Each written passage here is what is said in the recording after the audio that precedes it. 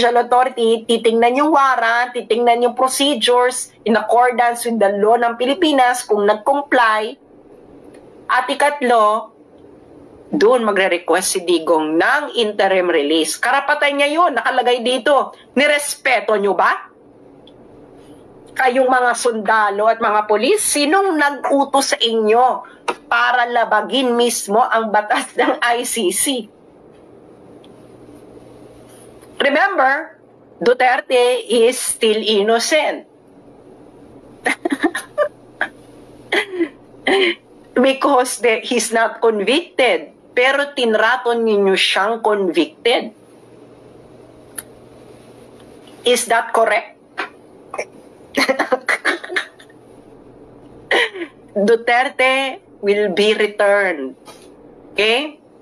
If alive, maybe itong mga taong to will have mercy. Kaya kayong mga taga Mindanao na nakikinig sa akin, naiintindihan niyo ba yung sinabi ko? Ginago ang kauna-unahang presidente ng Mindanao. Malinaw ang pagkakadiscuss ko dito. Very tight. Malinaw ang proceedings. Hindi ginawa.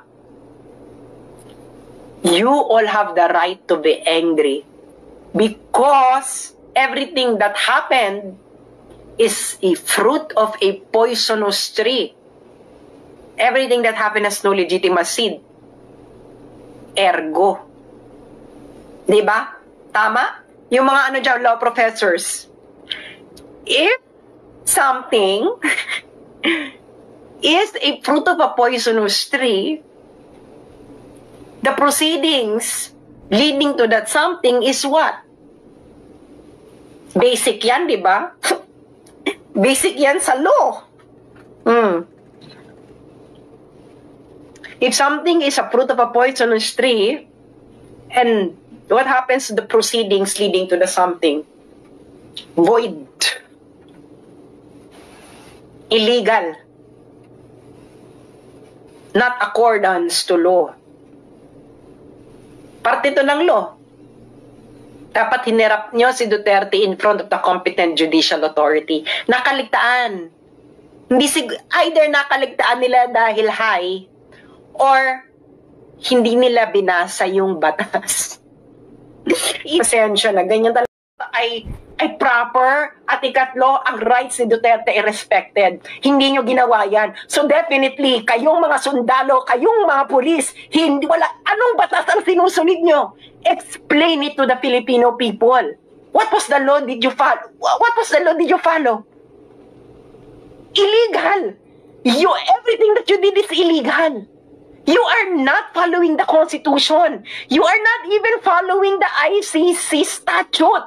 So what are you following, kayong mga sundalo at mga pulis? Magising kayo!